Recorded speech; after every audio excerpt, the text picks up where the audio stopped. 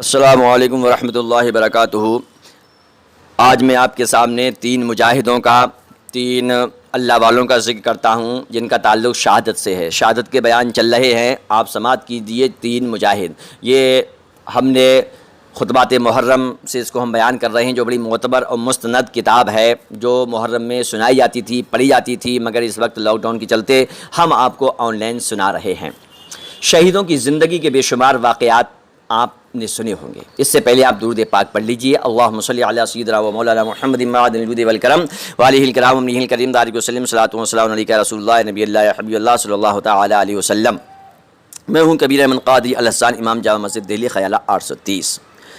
آپ نے بہت سارے واقعات سنے ہوں گے، تو یہ ایسا واقعہ ہم آپ کو بتا رہے ہیں جس کو علامہ جلال الدین سیوطی نے شرح صدور میں اور اعلیٰ حضرت عظیم البرکت نے اپنے رسالہ مبارک الانتباہ فی حل نداء یا رسول اللہ میں تحریر فرمایا۔ کتنا معتبر اور کتنا مستند واقعہ ہم آپ کو کی سماعتوں کے حوالے کر رہے ہیں۔ جی سنیے، محبت سے سنیے۔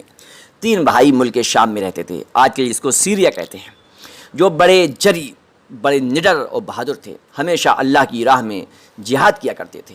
رومیوں نے ایک مرتبہ ان کو گرفتار کر لیا اور اپنے عیسائی بادشاہ کے سامنے پیش کیا۔ اس نے کہا تم لوگ مذہب اسلام کو چھوڑ دو۔ یہ اس نے ان کے سامنے ریکویسٹ کی، یہ ان کے سامنے اس نے آپشن رکھا کہ تم مذہب اسلام کو چھوڑ دو، عیسائی بن جاؤ۔ ان تمام نے بیک زبان کہا یہ نہیں ہو سکتا، نو نو نو نو نو چانس، یہ نہیں ہو سکتا۔ بادشاہ نے کہا انی اجعل فیکم الملک واجوزکم بناتی وازوجکم بناتی، یعنی میں تم لوگوں کو سلطنت دوں گا، میں تم لوگوں کو بادشاہ بنا دوں گا، اور دوسرا آفر یہ کیا کہ اپنی لڑکیوں سے تمہاری شادی کرا دوں گا۔ واہ مسلمان، تیری جرأت کی کیا قدر و قیمت ہے۔ بادشاہ کہتا ہے کہ میں تجھے بادشاہ بنا دوں گا، اپنی لڑکیوں سے شادی کرا دوں گا، تم لوگ کرسچن ہو جاؤ، عیسائی ہو جاؤ۔ مگر مجاہدین اس پر بھی عیسائی بننے کے لیے تیار نہیں۔ ایسے بڑے بڑے آفر، وہ اسلام کی، ایمان کی قدر و قیمت جانتے تھے۔ بادشاہ نے کہا اگر ہماری بات نہیں مانو گے تو قتل کر دیے جاؤ گے، فنش کر دیے جاؤ گے۔ مجاہدین نے کیا جواب دیا، اس پر کیا پلٹوار کیا؟ کیا غلامان محمد جان دینے سے نہیں ڈرتے، غلامان محمد جان دینے سے نہیں ڈرتے، یہ سر کٹ جائے یا رہ جائے کچھ پرواہ نہیں کرتے، یہ سر کٹ جائے یا رہ جائے کچھ پرواہ نہیں کرتے۔ بادشاہ نے حکم دیا ان تینوں کو دیگوں میں زیتون کا تیل کھلایا جائے اور اس میں ڈال دیا جائے۔ اللہ اکبر، بڑے بڑے کڑاہوں میں زیتون کا تیل، اولیو بولتے ہیں اس کو انگلش میں، کہ بڑے بڑے کڑاہوں میں، جیسے بڑے بڑے کڑاہوں میں مٹھائی جو بنتی نہیں، آپ نے دیکھے ہوں گے کولیوں پہ بڑے بڑے کڑاہوں، ان میں وہ سمجھ نہیں آیا تو جلیبی والے سمجھ لو، تھوڑی دیر کے لیے جلیبی تو آپ نے کھائی ہوں گی۔ تیل کھولایا جائے زیتون کا۔ جب تیل کھولایا گیا تو مجاہدین کو ان دیگوں کے پاس لایا گیا اور کہا گیا اگر عیسائی نہیں بنو گے، کرسچن نہیں بنو گے تو اسی کھولتے ہوئے تیل میں ڈال دیے جاؤ گے، ابھی بھی چانس ہے، ابھی بھی موقع ہے، خوب سوچ لو۔ ان بہادروں نے کہا ہماری آخری سانس کا بھی یہی جواب ہوگا، ہماری آخری سانس کا بھی جواب یہی ہوگا۔ کیا ہم جان تو دے سکتے ہیں، ہم جان تو دے سکتے ہیں، مگر مصطفیٰ کا دیا ہوا ایمان نہیں دے سکتے۔ جی پھر سے سنیے، اس کو دہرائیے، ہم جان تو دے سکتے ہیں مگر مصطفیٰ کا دیا ہوا ایمان نہیں دے سکتے۔ یہ چھوٹا سا جملہ ہے، آپ اپنے بچوں کو یاد کرا دیں، اس کو یاد کرا دیں، یہ انشاءاللہ یہ جملہ آپ کے بچوں کو اور آپ کو جنت میں لے جائے گا۔ ہم جان تو دے سکتے ہیں مگر مصطفیٰ کا دیا ہوا ایمان نہیں دے سکتے۔ یہ ڈائلاگ یاد کر لو۔ انہوں نے یا رسول اللہ پکارا، پھر عیسائیوں نے بڑے بھائی کو کھولتے ہوئے تیل کی دیگ میں ڈال دیا۔ اس کے بعد پھر باقی دونوں بھائیوں کو سمجھانے کی کوشش کی گئی، مگر آنکھوں سے اپنے بھائی کا یہ انجام، یہ رزلٹ دیکھنے کے باوجود ان کے اندر کچھ فرق نہیں پیدا ہوا جی، ٹھس سے پس نہیں ہوئے، وہ بھی خوشی کے ساتھ اللہ کی راہ میں شہید ہونے کے لیے تیار ہیں، ریڈی ہیں۔ آخر مجلے بھائی کو بھی کھولتے ہوئے تیل میں ڈال دیا گیا، کھولتے ہوئے تیل میں ڈال دیا گیا۔ اب آخری چھوٹا بھائی بچا ہے، اس کی ابھرتی ہوئی جوانی دیکھ کر وزیر نے بادشاہ سے کہا اے اسے ہمارے سپرد کر دیے، اس کو میرے ہینڈ اوور کر دو، ہم اس سے ترکیب سے نہایت آسانی کے ساتھ اس کو عیسائی کرسچن بنا لیں گے۔ بادشاہ نے ان کو وزیر کے سپرد کر دیا، وہ چھوٹے والے بھائی کو وزیر کے سپرد کر دیا۔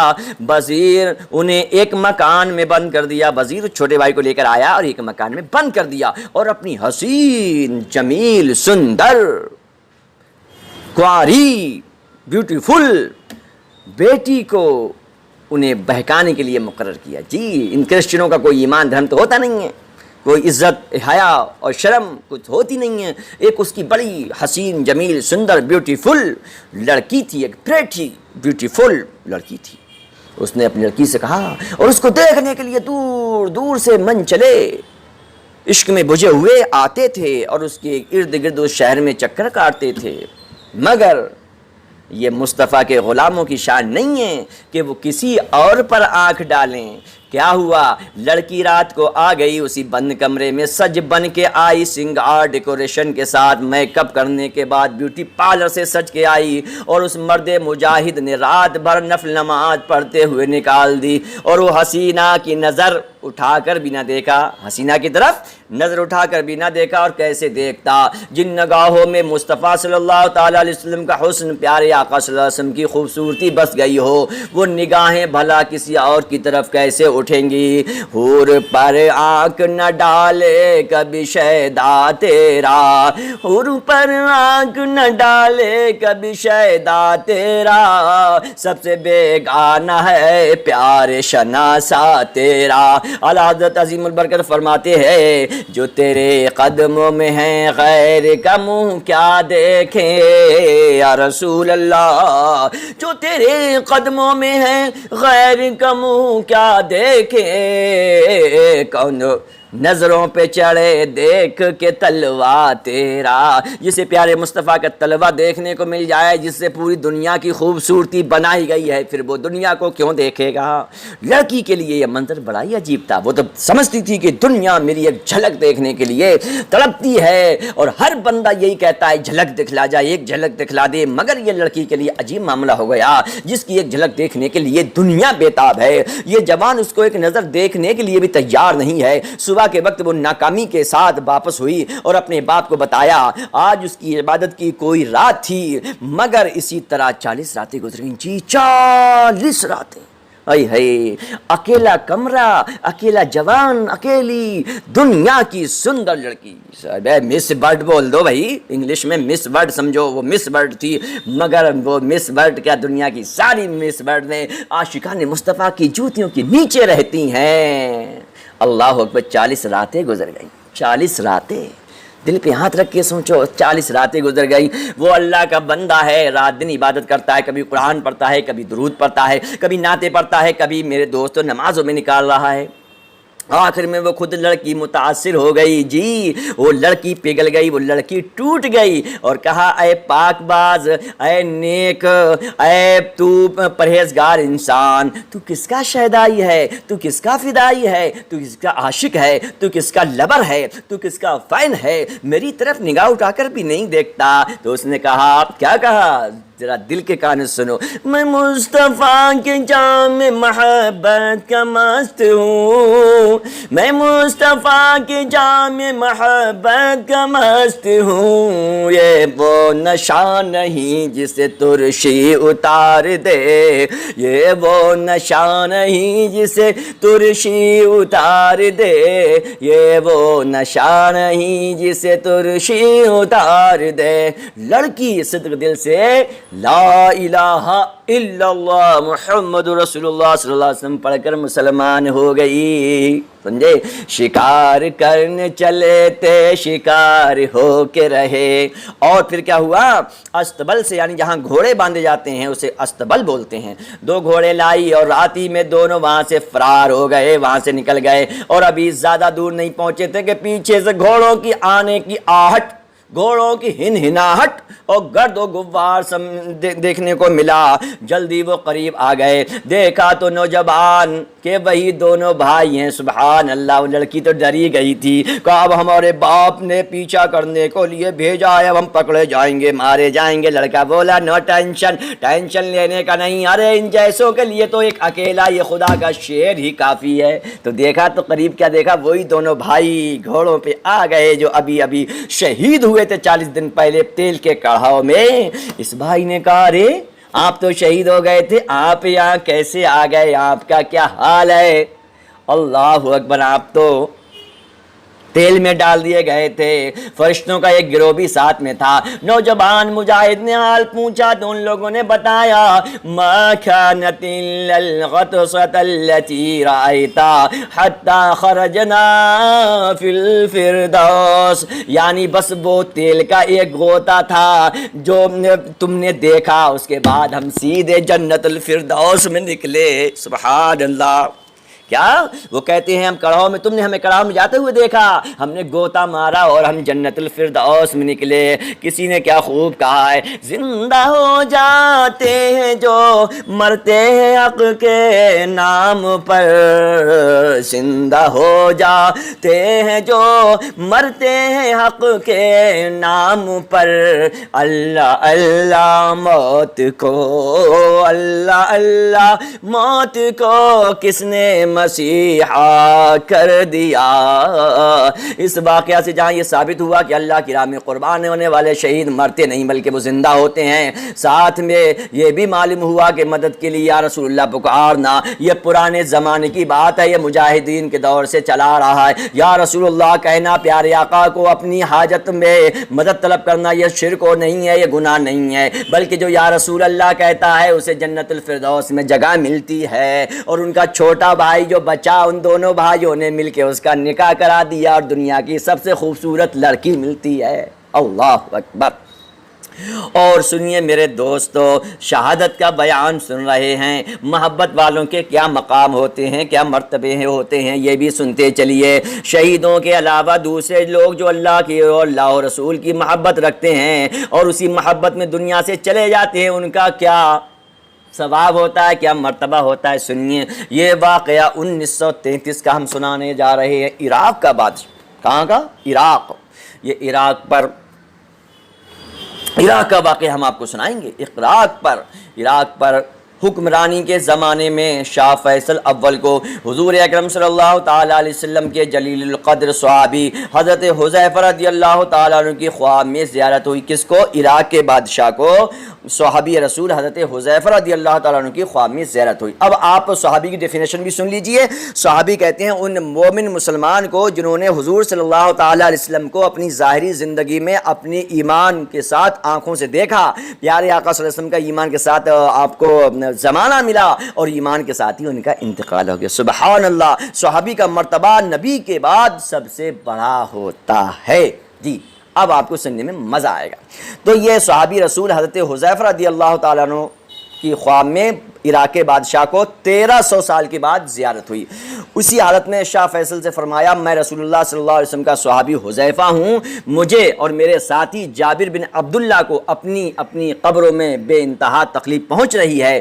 ہم دونوں کو موجودہ قبروں سے نکال کر دریائے دجلہ سے کچھ دور پر دفن کیا جائے. میری قبر میں پانی آ رہا ہے اور جابر کی قبر میں بہت زیادہ نمی آ چکی ہے. اللہ اکبر. 13 سال کے بعد آپ ابھی آپ کو مزہ آ جائے گا، سنتے رہیے۔ شاہ فیصل بیدار ہوا تو حکومت کے کاموں میں اس طرح مصروف ہو گیا، بزی ہو گیا، بیست ہو گیا کہ وہ رات کے خواب کی ہدایت بالکل ہی بھول گیا۔ دوسری رات میں حضرت حذیفہ نے پھر اسی طرح ہدایت کی، مگر اس زمانے میں ملکی اور سیاسی حالات میں اس قدر پیچیدگی پیدا ہو گئی تھی، اتنا زیادہ پرابلمز تھا پولیٹیکل میں کہ شاہ فیصل بہت جلد ان مقدس قبروں کو منتقل نہ کر سکا۔ اس کے بعد حضرت حذیفہ رضی اللہ تعالیٰ عنہ نے خواب میں عراق کے مفتی اعظم جو تھے ان کو خواب میں آپ تشریف لے گئے اور توجہ دلائی اور بتایا کہ 2 مرتبہ ہم بادشاہ فیصل کو اس کی ہدایت کر چکے ہیں، مگر ابھی تک اس پر عمل نہیں ہوا، اسی لیے تم شاہ فیصل کے پاس جا کر کہو اور ان کی رائے سے ہمارے جسموں کو مناسب مقام پر ٹرانسفر کر دو، منتقل کر دو۔ دوسرے دن صبح کو بیدار ہوتی ہے مفتی اعظم نور السعید پہلے وزیر اعظم عراق کے پاس پہنچے اور ان کو اپنے ساتھ لے کر شاہ فیصل کے سامنے بیان کیا۔ شاہ فیصل نے ان کی تائید کی اور کہا بے شک اور مسلسل مجھے 2 راتوں سے خواب میں ہدایت دی جا رہی ہے، مگر میں اس قدر سیاسی الجھنوں میں اور کچھ مذہبی پابندیوں کے سبب اس کی طرف توجہ نہ کر سکا۔ اس کے بعد مفتی اعظم سے کہا اگر آپ اس کے متعلق ایک فتویٰ صادر کر دیں، فتویٰ دے دیں تو میں فوراً صحابہ کی مقدس جسموں کو مناسب مقام پر دفن کرانے کے لیے مزار تعمیر کرنے کا مکمل بندوبست، مکمل انتظام کر دوں۔ مفتی اعظم نے اپنی آنکھوں سے ان قبروں کو دیکھا، در حقیقت قبروں تک دریائے دجلہ کا پانی پہنچ چکا تھا اور یہ اندیشہ پیدا ہو گیا تھا، یہ خطرہ محسوس ہو گیا تھا کہ اگر ان صحابہ اکرام کے قبروں کو، ان کے جسموں کو الگ نہ نکالا گیا تو یہ دریا کے کٹاؤ میں قبریں جو ہیں وہ بہہ جائیں گی، دریا کا سیلاب ان کو بہا لے جائے گا۔ اسی اندیشہ کے پیش نظر مفتی اعظم نے صحابہ اکرام کے جسموں کو دوسرے مقام پر دفن کرنے کا فتویٰ دے دیا اور اخبارات کے ذریعے اس کا اعلان بھی ہو گیا، اور خاص عید الاضحیٰ کے دن بعد نماز ظہر مذکورہ صحابیوں کی قبریں کھولی جائیں گی اور ان کے بابرکت جسموں کو دوسری جگہ منتقل کیا جائے گا۔ سماعت کو مزہ آ جائے گا، ایمان تازہ ہو جائے گا آپ کا۔ اخبارات میں اعلان چھپتے ہی یہ خبر پوری دنیا عرب میں پھیل گئی کہ حج کا زمانہ تھا، دنیا کے چاروں طرف سے توحید و رسالت کے پروانے فریضہ حج کی ادائیگی کے لیے، حج کرنے کے لیے اور پیارے آقا صلی اللہ علیہ وسلم کے روضہ انور کی مقدس زیارت کرنے کے لیے مکہ معظمہ مدینہ طیبہ میں حاضر تھے۔ چونکہ خاص عید الاضحیٰ کے دن صحابہ کرام کے جسموں کو، ان کی باڈیوں کو ٹرانسفر کرنا تھا، منتقل کیا جانے والا تھا، اس لیے جو لوگ حج کرنے گئے تھے اس موقع سے شرف اندوز نہیں ہو سکتے، انجوائے نہیں کر سکتے۔ انہوں نے ایک درخواست دی عراق کے بادشاہ کو اور کہا کہ ایسا کرو حج ہم کر لیں، اس کے بعد کھولنا ہم بھی دیکھیں گے۔ اللہ اکبر۔ بادشاہ نے ان کی درخواست، ان کی ریکویسٹ منظور کر لی، ایکسپٹ کر لی۔ اعلان کر دیا گیا کہ مقدس جسموں کو منتقل کرنے کا جو کام ہے 20 ذی الحجہ کو انجام دیا جائے گا۔ ذی الحجہ سمجھ رہے ہو، جس مہینے میں حج ہوتا ہے، قربانی ہوتی ہیں، اور ساتھ ہی ایسا انتظام کر دیا گیا کہ دریائے دجلہ کا پانی ان قبروں کو نقصان نہ پہنچا سکے۔ حسب اعلان 20 ذی الحجہ کی صبح کو لاکھوں مسلمانوں کا ایک عظیم الشان اجتماع تھا، گیدرنگ تھی۔ ان صحابہ اکرام رضوان اللہ تعالیٰ عنہما کی قبروں کے گرد سب جمع ہو گئے۔ ان تمام مسلمانوں کی موجودگی میں جب دونوں صحابہ اکرام کی قبروں کے گرد ان کو کھودا گیا، تمام مسلمان موجود ہیں۔ اللہ اکبر۔ جب قبریں کھولی گئیں تو واقعی حضرت حذیفہ رضی اللہ تعالیٰ عنہ کی قبر شریف میں پانی آ رہا تھا اور دوسرے صحابی حضرت جابر بن عبداللہ کے مزار میں بہت زیادہ نمی آ چکی تھی۔